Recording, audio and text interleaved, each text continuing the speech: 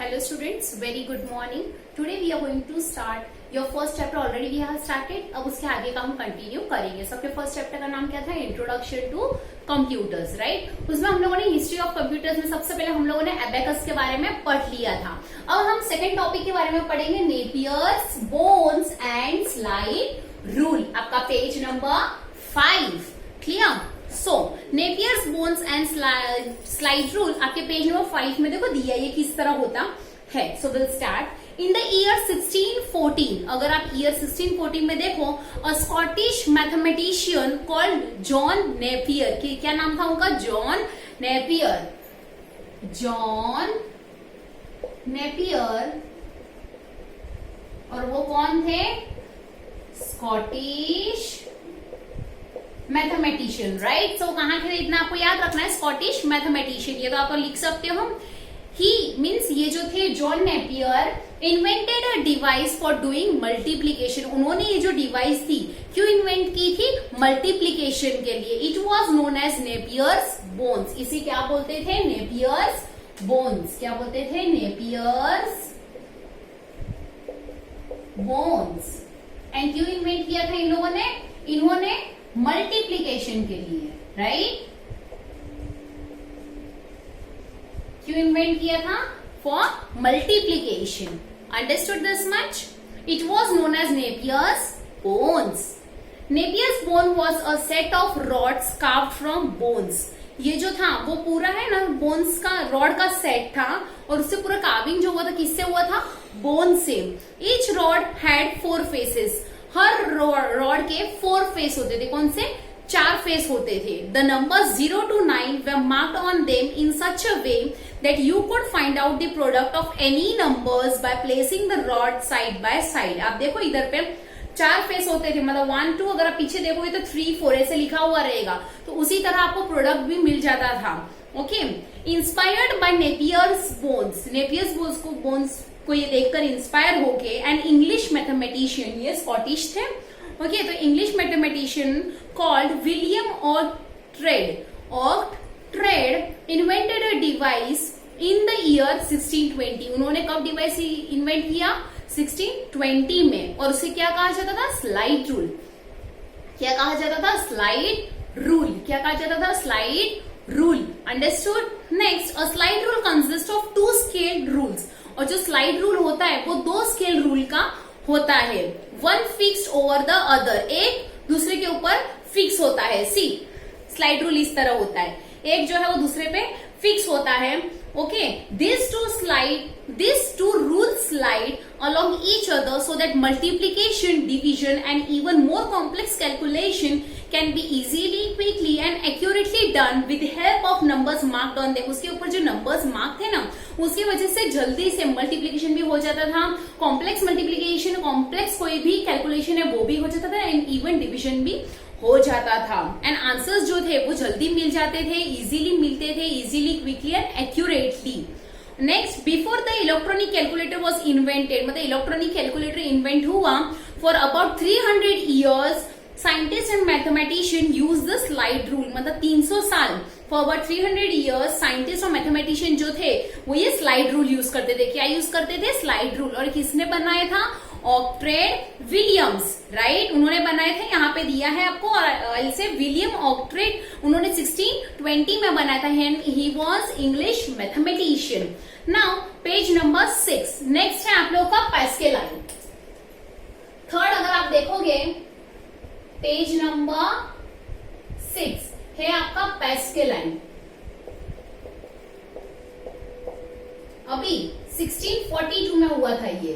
और यहाँ पे अगर आप देखोगे तो ये जो था जॉन नेपियर्स ने ये कब इन्वेंट किया था? 1614 में. एंड विलियम ऑक्ट्रेड ने कब किया था? 1620 में. एंड ये पास्कल लाइन कब इन्वेंट हुआ था? 1642 में. अब किस तरह हुआ हम देखेंगे. Pascaline. In the year 1642 a young French man called Blaise Pascal. Blaise pascal.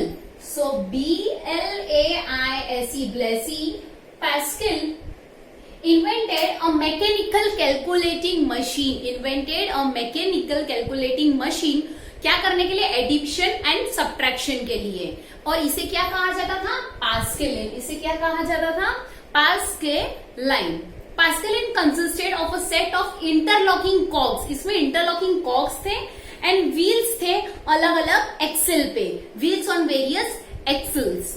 Now axle I will say, however in the year 1674, अब जब हम बात करें 1674 में, a German mathematician called Gottfried Leibniz, okay, Gottfried Leibniz modified the Pascaline. उन्होंने क्या किया? जो पैस्कलिन था उसको थोड़ा मॉडिफाई किया and introduced a new machine, और उन्होंने नया मशीन इन्वेंट किया, ओके, इंट्रोड्यूस किया, विच कुड इवन डू, देखो जो पैस्कलिन था वो एडिशन एंड सब्ट्रैक्शन करता था, जब इन्होंने इन्वेंट किया वो मल्टीप्लीकेशन और डिवीजन भी करता था।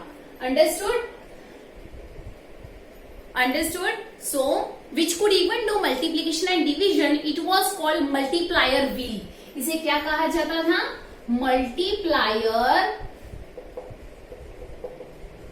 व्हील। अंडरस्टूड? एंड किसने बनाया था इसे? Gottfried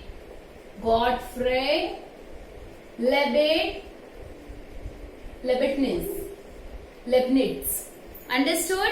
next is your analytical engine. आपका थर्ड, यहाँ पे पेज नंबर 6 पे देखोगे क्या है वो? Analytical engine. So now will deal with analytical engine.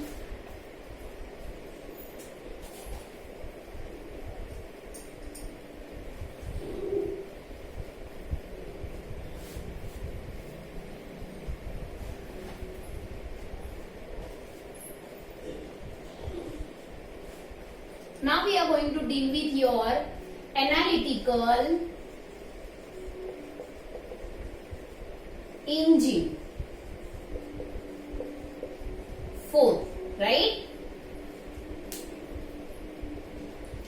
In the year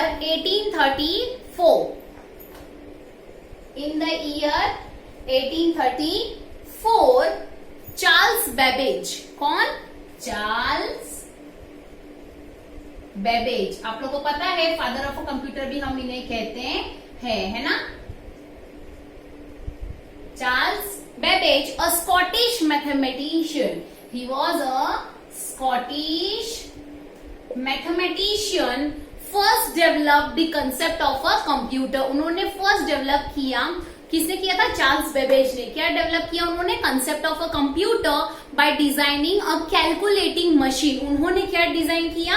calculating machine called analytical engine. इसे क्या कहा? इसे क्या कहते थे? Analytical engine. Like the modern computer, मतलब मॉडर्न कंप्यूटर की तरह the analytical engine had an input device. इसकी तरह इसमें भी इनपुट डिवाइस होता था। A unit for mathematical calculation, एक यूनिट मैथमेटिकल कैलकुलेशन के लिए। अ कंट्रोल यूनिट भी था उसमें, मेमोरी बैंक भी था एंड आउटपुट डिवाइस। तो देखो कंप्यूटर की तरह ही उसे इंट्रोड्यूस किया है। ओके, तो कंसेप्ट ऑफ अ कंप्यूटर उन्होंने इंट्रोड्यूस किया, तो ऑलरेडी इसमें सब आ गया, right? Unfortunately Babbage could not complete the construction of this machine. Unfortunately क्या हुआ? जो चार्ल्स बेबेज थे वो इस मशीन का पूरा जो कंस्ट्रक्शन था वो कंप्लीट कर नहीं पाए। However he is known as the father of a computer. He is also known as a father of the computer, right? अगर आप लोगों को एग्जाम में आता है who is the father of the computer, तो कौन है? Charles Babbage. Understood? Next is your punched cards. Next कौन सा है? Punched cards. Now we are going to deal with this one.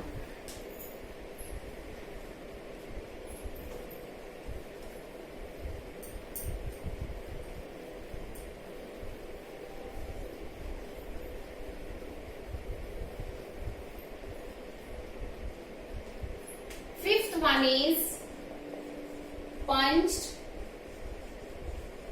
cards. Now in the year 1890, if not visible, I am writing here once again. In the year 1890, Hermann Hollerith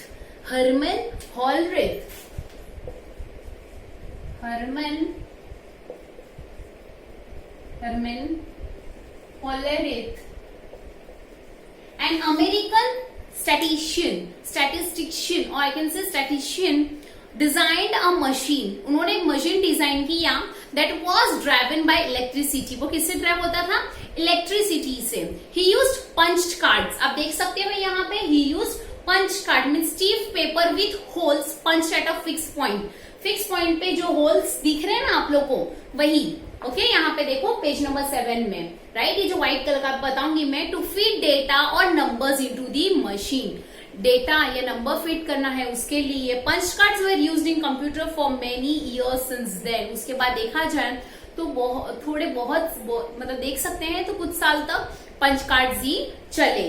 next है first generation computers.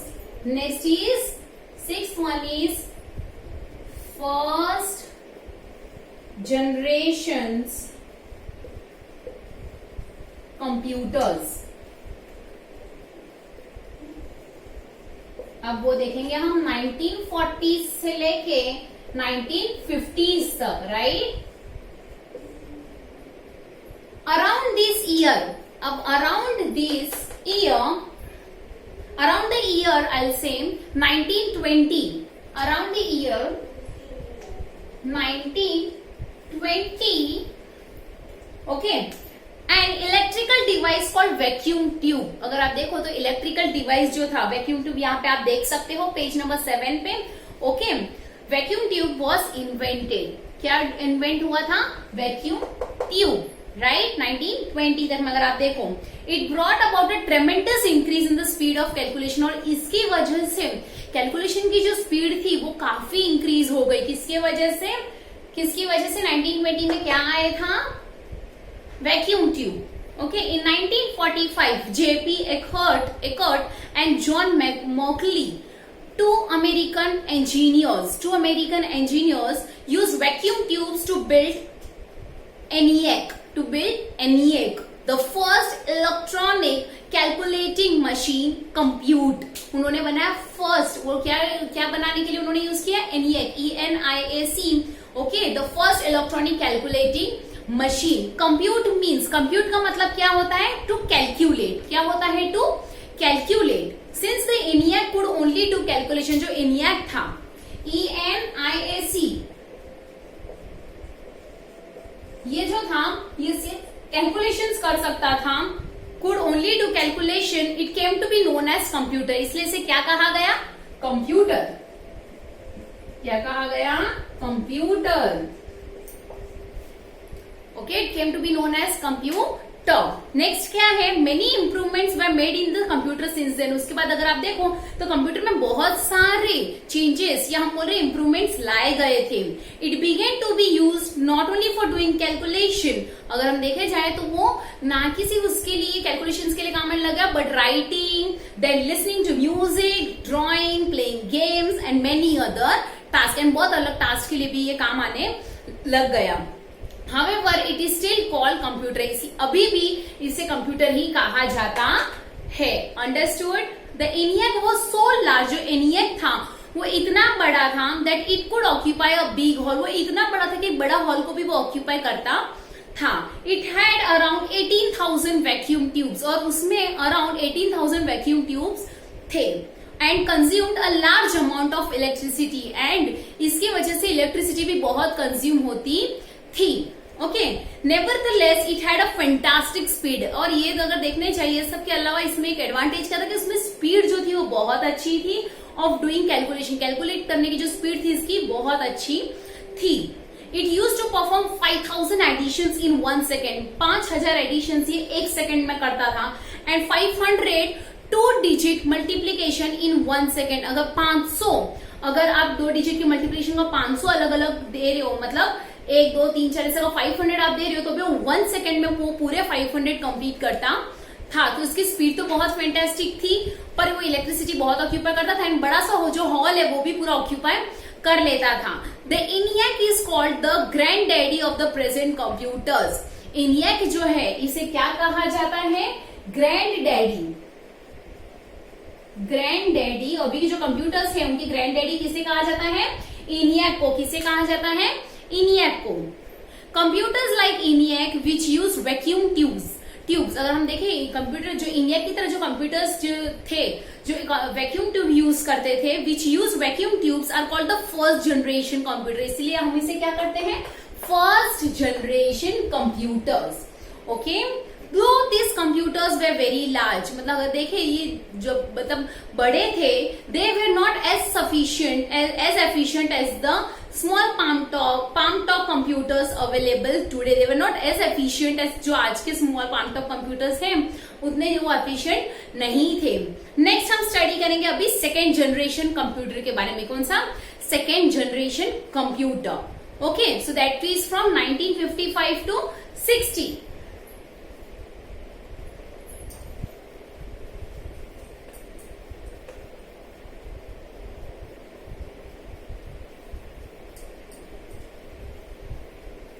So now seventh one is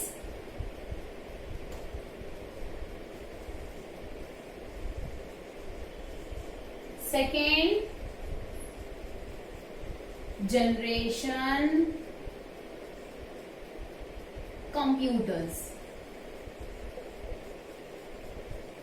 Okay, so that is from 1955 to 1960. Understood? 1955 to 1960. Okay. In 1948, William Shockley, जो William Shockley थे, invented the transistor. यहां पे आप देख सकते हो transistor.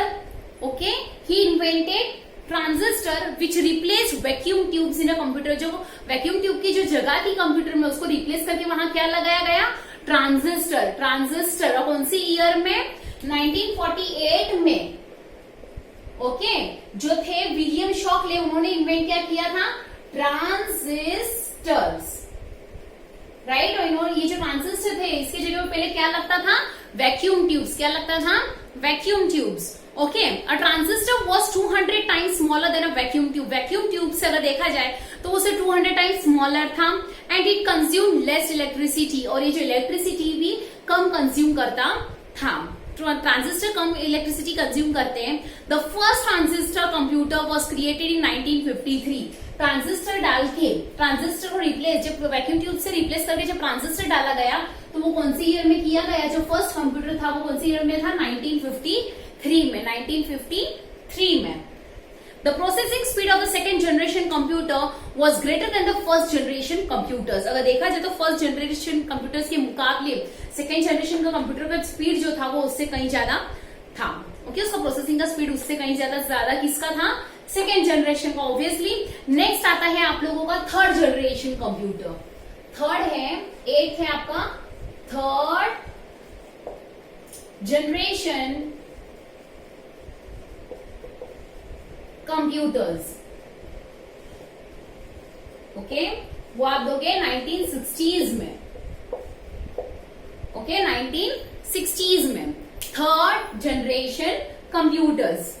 सो इन 1958 में अगर आप देखोगे 1958 में क्या बनाया गया था? इंटीग्रेटेड